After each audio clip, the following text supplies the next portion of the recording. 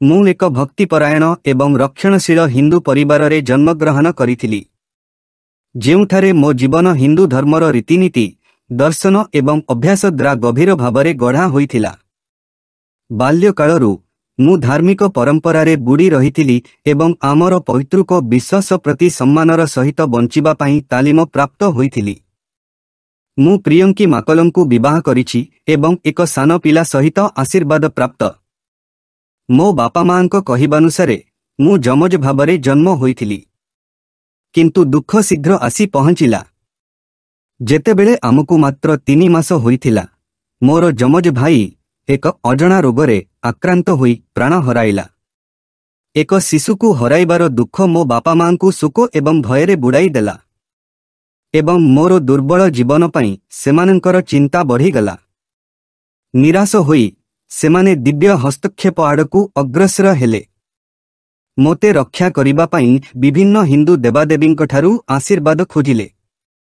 ମୋ ମା ଭଗବାନ ଶିବଙ୍କ ନିକଟରେ ଏକ ଆନ୍ତରିକ ପ୍ରତିଜ୍ଞା କଲେ, ଯଦି ମୁଁ ବଞ୍ଚିଯାଏ ଏବଂ ସୁସ୍ଥ ହୋଇ ବଢ଼େ, ତେବେ ସେ ଏବଂ ମୁଁ ଉଭୟେ ପ୍ରତିବର୍ଷ 3 ଦିନ ଧରି ସନ୍ନ୍ୟାସୀଙ୍କ ପରି ଜୀବନଯାପନ କରିବୁ, 3 ବର୍ଷର ଅବଧି ପାଇଁ।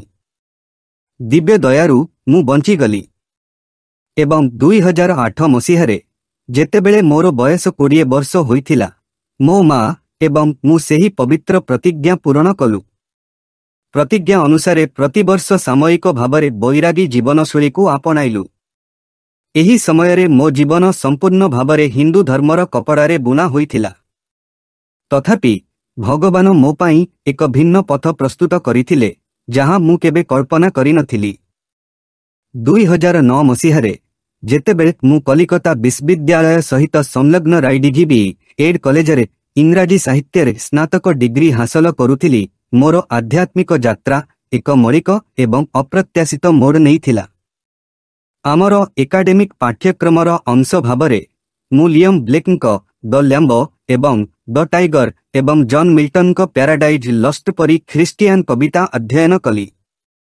ଏହି କାର୍ଯ୍ୟଗୁଡ଼ିକ ବାଇବେଲ ସମ୍ବନ୍ଧୀୟ ସୂଚନା ଏବଂ ଖ୍ରୀଷ୍ଟିଆନ ଧର୍ମତତ୍ତ୍ୱରେ ଭରପୂର ମୋତେ ଏକାଡେମିକ୍ ସ୍ତରରେ ଆକର୍ଷିତ କଲା, କିନ୍ତୁ ଆଧ୍ୟାତ୍ମିକ ସ୍ତରରେ ଦ୍ୱନ୍ଦ୍ୱରେ ପକାଇଲା। ମୋର ମନେ ଅଛି, ମୋର ପ୍ରଫେସର ଡକ୍ଟର ବିଦ୍ୟୁତ୍ ଶାହା ଆମକୁ ଏହି ପାଠଗୁଡ଼ିକୁ ଭଲ ଭାବେ ବୁଝିବା ପାଇଁ ବାଇବେଲ ସହିତ ପରିଚିତ ହେବାକୁ ଉତ୍ସାହିତ କରିଥିଲେ। ମୁଁ ତାଙ୍କର ପରାମର୍ଶକୁ ହୃଦୟଙ୍ଗମ କଲି। ଯଦିଓ ଯେତେବେଳେ ମୁଁ ପ୍ୟାରାଡାଇଜ୍ ଲଷ୍ଟ ପଢ଼ିଲି ଏବଂ ଜଣେ ମହାନ ବ୍ୟକ୍ତିଙ୍କ ବିଷୟରେ ଥିବା ଧାଡ଼ିଟି ପାଇଲି, ଯିଏ ମାନବିକତାକୁ ଏହାର ପତନରୁ ଉଦ୍ଧାର କରିବେ, ମୁଁ ନିଜକୁ ଦ୍ୱନ୍ଦ୍ୱରେ ପାଇଲି। ଏହି ବ୍ୟକ୍ତି ଜଣକ କିଏ? ଏହି ଉଦ୍ଧାର କ'ଣ? ସାହିତ୍ୟର ଗଭୀରତା ଦ୍ୱାରା ଆକର୍ଷିତ ହୋଇ ମଧ୍ୟ ମୁଁ ବାଇବେଲ ଅନୁସନ୍ଧାନ କରିବାକୁ କୁଣ୍ଠାବୋଧ କଲି। ଜଣେ ହିନ୍ଦୁ ଭାବରେ ମୁଁ ପ୍ରଶ୍ନ କଲି ଯେ ମୋ ପାଇଁ ଏକ ଖ୍ରୀଷ୍ଟିଆନ ଧାର୍ମିକ ପାଠ ବୋଲି ବିବେଚନା କରୁଥିବା ଜିନିଷକୁ ପଢ଼ିବା ଉଚିତ କି ନୁହେଁ।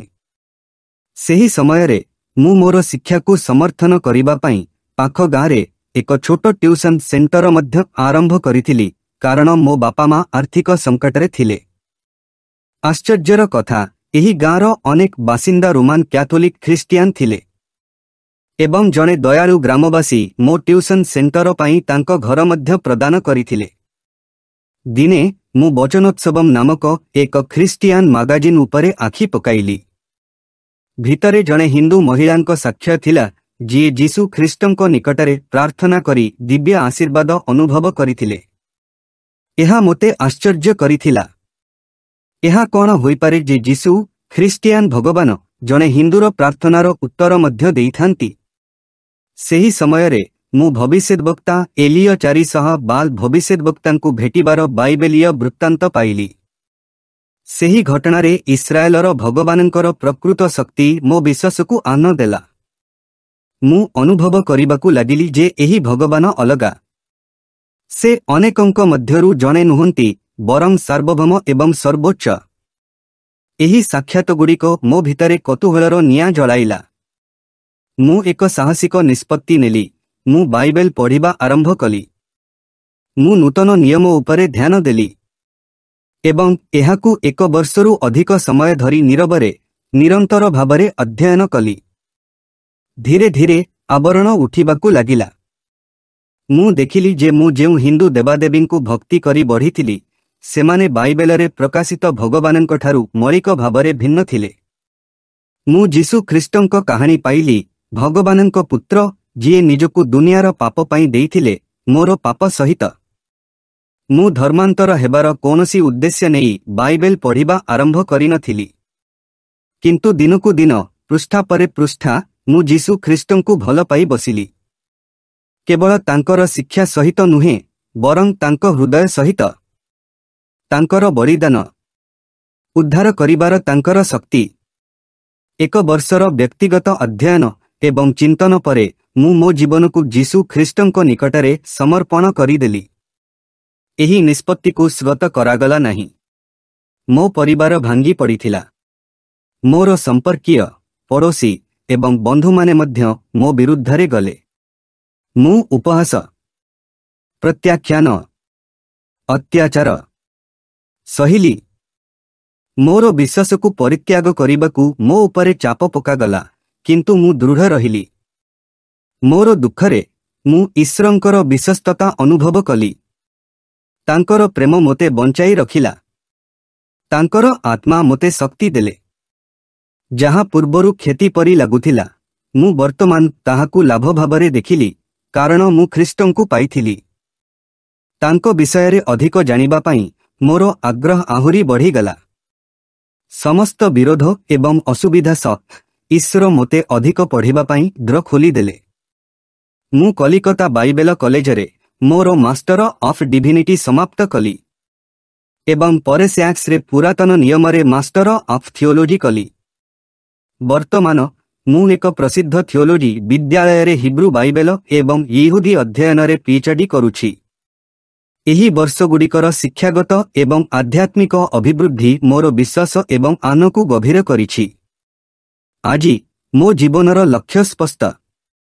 ଯୀଶୁ ଖ୍ରୀଷ୍ଟଙ୍କ ନାମ ପ୍ରଚାର କରିବା, ତାଙ୍କ ବାକ୍ୟକୁ ବିଶ୍ୱସ୍ତତାର ସହିତ ଶିକ୍ଷା ଦେବା ଏବଂ ତାଙ୍କ ଲୋକମାନଙ୍କୁ ନମ୍ରତା ଏବଂ ସତ୍ୟତା ସହିତ ମାର୍ଗଦର୍ଶନ କରିବା। ମୁଁ ଯୀଶୁ ଖ୍ରୀଷ୍ଟଙ୍କ ସୁସମାଚାରକୁ, ଜଗତ ପାଇଁ ଶୁଭ ଖବରକୁ ମୋର ଜୀବନ ଉତ୍ସର୍ଗ କରିଛି। ମୁଁ ଈଶ୍ୱରଙ୍କ ବାକ୍ୟକୁ ମାନି ଚଳିବାକୁ ଏବଂ ମାର୍ଗଦର୍ଶନ କରିବାକୁ ଚାହୁଁଛି। ବର୍ତ୍ତମାନ ମୁଁ ତୁମମାନଙ୍କ ସାମ୍ନାରେ ଆସୁଛି, କାରଣ ମୁଁ ଏକ ଧର୍ମକୁ ଅନୁସରଣ କଲି ବୋଲି ନୁହେଁ, କିନ୍ତୁ ଈଶ୍ୱରଙ୍କ ଜୀବନ୍ତ ବାକ୍ୟ ମୋର ସତ୍ତାକୁ ପରିବର୍ତ୍ତନ କରିଦେଲା। ଏବଂ ଏହି ସାକ୍ଷ୍ୟ ମୋର ବାଇବେଲ ଶିକ୍ଷା ୟୁଟ୍ୟୁବ ଚ୍ୟାନେଲର ହୃଦସ୍ପନ୍ଦନ ଅଟେ। ଆତ୍ମିକ ଅଧ୍ୟୟନ। ଆତ୍ମିକ ଅଧ୍ୟୟନକୁ ସ୍ୱତ ଏକ ସ୍ଥାନ ଯାହା ମୋ ଆତ୍ମାର ଗଭୀରତାରୁ ଜନ୍ମ ହୋଇଛି। ଏକ ସ୍ଥାନ ଯାହା ଈଶ୍ୱରଙ୍କ ବାକ୍ୟର ଶକ୍ତିରେ ପରିପୂର୍ଣ୍ଣ। ଏକ ସ୍ଥାନ ଯେଉଁଠାରେ ବାଇବେଲ କେବଳ ପଢ଼ାଯାଏ ନାହିଁ, ଭେଟାଯାଏ, ଅନୁଭବ କରାଯାଏ, ବଞ୍ଚାଯାଏ। ଯୀଶୁଙ୍କୁ ମହିମା। ହେ ଈଶ୍ୱରଙ୍କ ପ୍ରିୟ ଲୋକମାନେ, ଆମ ପାଖରେ ପବିତ୍ର ବାଇବେଲରେ କି ମୂଲ୍ୟବାନ ସମ୍ପତ୍ତି ଅଛି। ଜୀବନର କି ଉତ୍ସ, ସତ୍ୟ, ଆଶା, ଶକ୍ତି, ସଂଶୋଧନ, ଆନନ୍ଦ ଏବଂ ରୂପାନ୍ତରର କି ଝରଣା।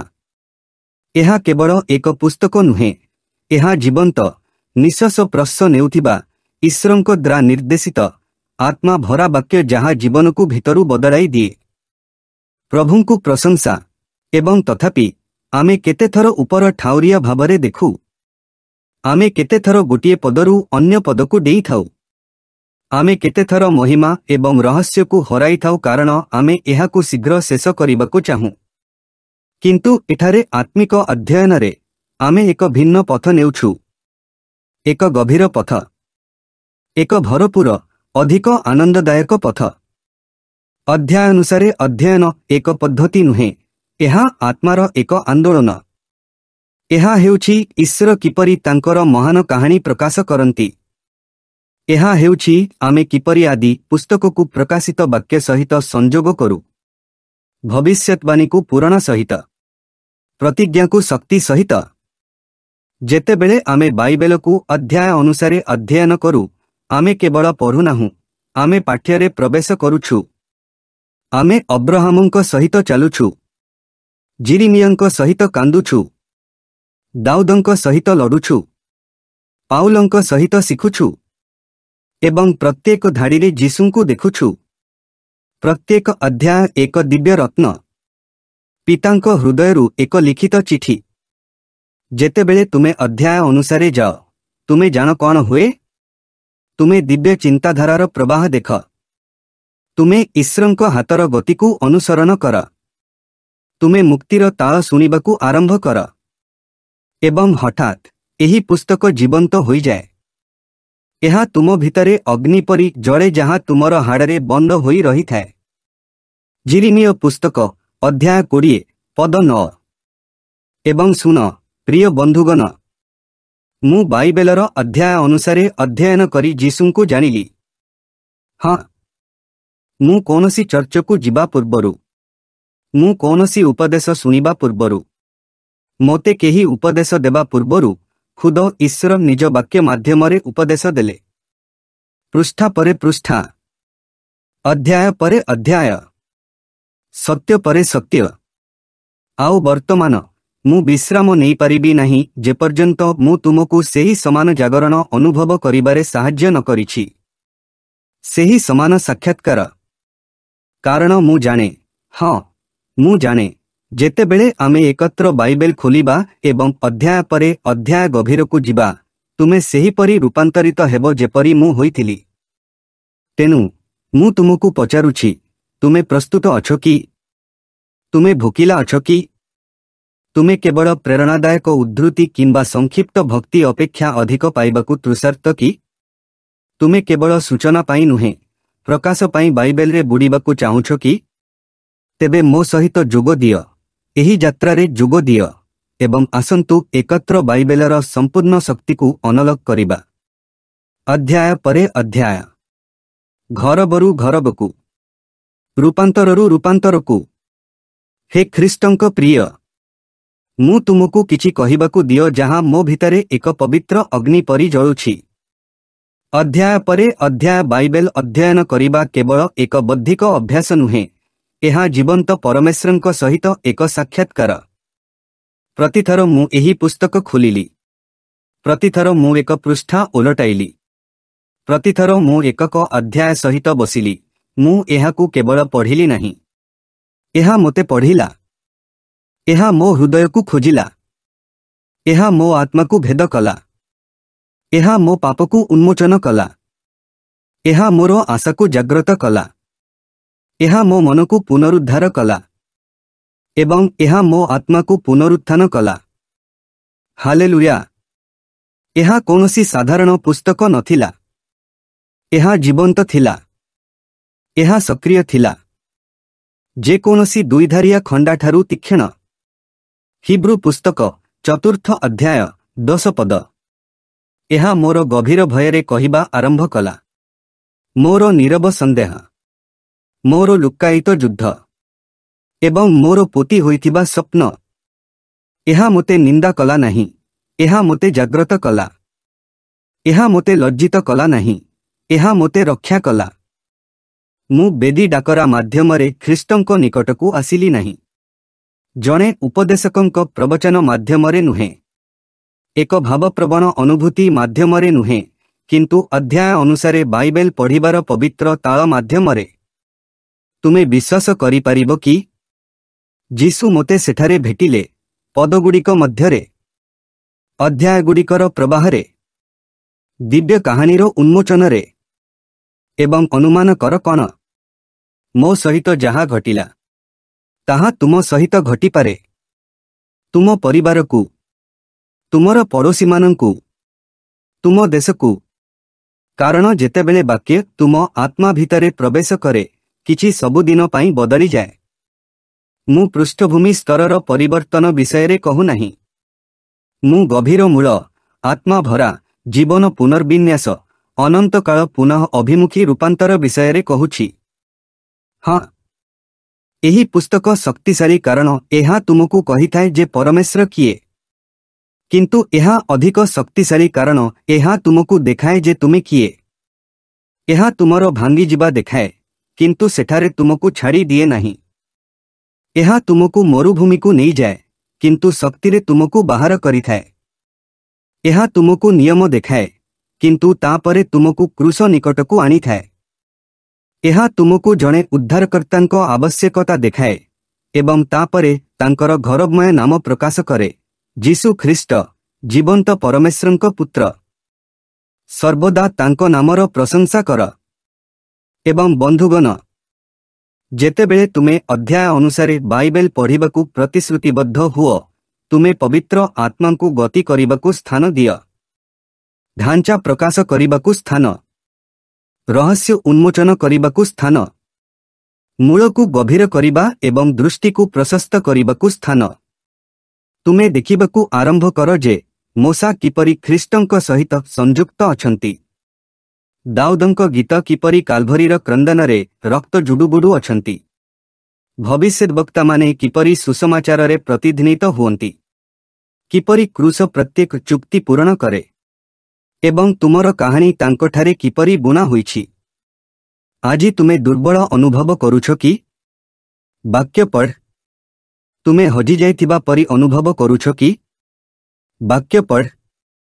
तुमे क्लांत, निरुत्साहित, दूर, लज्जित, भयभीत अनुभव करुछो कि? वाक्य पढ़। केवल अव्यवस्थित भावरे नुहे, केवल बेले बेले नुहे, किंतु यत्नर सहित निरंतर विश्वस्त भावरे अध्याय परे अध्याय। कारण मु एक जीवंत प्रमाण अटे जे गोटिए अध्याय गोटिए दिन को बदलाई पारे, गोटिए पद गोटिए दृष्टिकोण को बदलाई पारे एवं गोटिए पुस्तक, हाँ गोटिए पवित्र आत्मा द्वारा प्रेरित पुस्तक तुमर जीवन को सर्वदा पाई बदलाई पारे। हे मोर प्रिय भाई ओ भौनी माने, जीवंत ईश्वरंक पुत्र ओ कन्या माने, देश मानंकरे बिछाड़ी होई रहिथिबा साधु माने, अंधकाररे चालुथिबा अनुसंधानकारी माने, आहुरी अधिक पाई जळुथिबा विश्वासी माने, एहा तुमर मुहूर्त अटे, एहा तुमर निमंत्रण अटे। एहा परदा माध्यमरे, एही माध्यम माध्यमरे, एही निश्वास माध्यमरे प्रतिध्वनित हेउथिबा ईश्वरंक आह्न अटे। आहुरी गभीरकू आस, आहुरी उच्चकू आस, एबे आस। तुमे यथेष्ट स्क्रोल करिछ, तुमे यथेष्ट बोलिछ, तुमे बहुत दिन धरी आत्मिक भावरे भोकिला रहिछ। जीवनर रुटी तुम सम्मुखरे अछि, जीवंत जल प्रवाहित हेउछि। ईश्वरंको वाक्य खोला अछि एवं तुमको भोजन करिबाकू निमंत्रण करा जाउछि। एहा आत्मिक अध्ययन एक दिव्य आन जहाँ मोर निजस भंगापणरू जन्म होईछि, शास्त्र द्वारा आकृति पाइछि एवं वर्तमान तुम पाई समर्पित। हाँ तुमे, एहा वर्तमान तुमर यात्रा अटे, एहा तुमर उत्तराधिकार अटे, एहा तुमर उठिबा, गढ़िबा, बढ़िबा, कांदिबा, गभीर को खोलिबा एवं कूअरू पूर्ण भावरे पीबा मुहूर्त जहाँ केबे सुखे नहीं। मु तुमको पचारिबाकू दियो, तुमे केवल त्राणकर्ता भावरे नुहे जीशुंकु जने मेषपालक भावरे देखिबाकू चाहुछो कि? केवल एक नाम भावरे नुहे तुम जीवनर हृदस्पंदन भावरे देखिबाकू चाहुछो कि? तुमे तांकर मार्गगुड़िकू बुझिबाकू चाहुछो कि? तांको पदांकरे चालिबाकू चाहुछो कि? तांको स्वर सुनिबाकू चाहुछो कि? तेबे आस। धर्म सहित नुहे, रीतिनीति सहित नुहे, नियमितता सहित नुहे, किंतु भोक सहित, अश्रु सहित, अग्नि सहित। आम्भे माने केवल बाह्य आवरण पढ़िबाकू एठाकू आसी नाहु। आम्भे माने पुरुणा हंगर कथा बा साधारण भक्ति भाव पाई एठाकू आसी नाहु, बरं अध्याय परे अध्याय, शब्द परे शब्द, प्रकाश परे प्रकाश अनुसरण करिबाकू आसीछु। जेपर्यंत तुम्भ हृदय आलोकरे उद्भासित न हुई एवं तुम्भ जीवन प्रणामरे नाई न जाए। प्रति सप्ताहरे, प्रति अधिवेशनरे, आत्मिक अध्ययनर प्रति भिडियो तुम्भकू बाइबेलर मूल ऐतिहासिक, राजनैतिक, सांस्कृतिक, धार्मिक एवं वैचारिक परिप्रेक्षीरे गभीरकू नहीं जीव।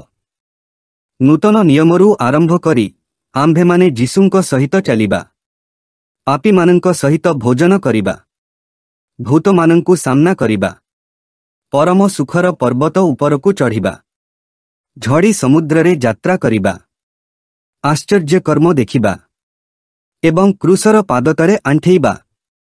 पुणी आंभेमाने प्रत्येक अध्याय अध्ययन कलाबेले तुम्भे निजकु देखि पारिब। तुम्भे निज प्रश्नगुड़िकु भेटिब। तुम्भे निज भयगुड़िकु सामना करिब। किंतु सबुठारु गुरुत्वपूर्ण कथा हेउछि तुम्भे निज उद्धारकर्तांकु एपरि भाबरे भेटिब जहा तुम्भकु भांगी पुणी गढ़ी देब। तेनु मु तुम्भकु आह्वान करुछि, हाँ तुमकु एही यात्रारे जोग देबाकु। सब्सक्राइब कर, शेयर कर, उच्च स्वरे कुह, निज परिवारकु निमंत्रण कर, निज चर्चकु डाक, निज पड़ोसींकु मेसेज कर। परमेश्वरंको वाक्य प्रत्येक घरे, प्रत्येक फोनरे, प्रत्येक हृदय व्यापी जाऊ। कारण पुनरुत्थान कोलाहलरू आरंभ हुए नहीं, एहा वाक्यरू आरंभ हुए। एहा जने लोक निज बाइबेल खोली परमेश्वर एबे भी कथा कुहंती बोली विश्वास करिबाकू साहस करिबारू आरंभ हुए। जने महिला अध्याय परे अध्याय सत्यकू हाँ कहिबारू आरंभ हुए। जने छात्र विभ्रांत गुड़िकू दूरे रखी वाक्य खोलिबारू आरंभ हुए। आसंतु एक वंशधर सृष्टि करिबा। केवल चर्च जाउथिबा लोक नुहंती, बाइबेलकू भल पाउथिबा लोक, वाक्यरे बास करुथिबा लोक, सत्यकू बहन करुथिबा लोक, आत्माभिषिक्त शिष्य जेउमाने भयकू प्रणाम करिबे नहीं, संस्कृति सहित मिसी जिबे नहीं एवं विचलित हेबे नहीं, कारण सेमाने परमेश्वरंको वाक्यरे मूलदुआ स्थापन करिछंती। हालेलुया।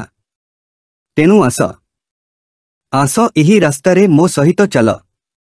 आस निज बाइबेल खोल, केवल आखिरे नुहे निज आत्मारे खोल। आस शास्त्रकू कहिबाकू दिय, आत्माकू निश्वास नेबाकू दिय, तुम्भर उद्देश्यकू जाग्रत हेबाकू दिय। एहा हेउछि आत्मिक अध्ययन एवं एहा केवल आरंभ। मु माथ्यूंको सुसमाचारर प्रथम अध्यायकू एक जीवंत प्रेरणादायी बाइबेल व्याख्या सहित अनुसंधान करिबारे तुम्भकू भेटिबी। जीसुंकर महिमा अनंत काल पर्यंत रहू। आमेन।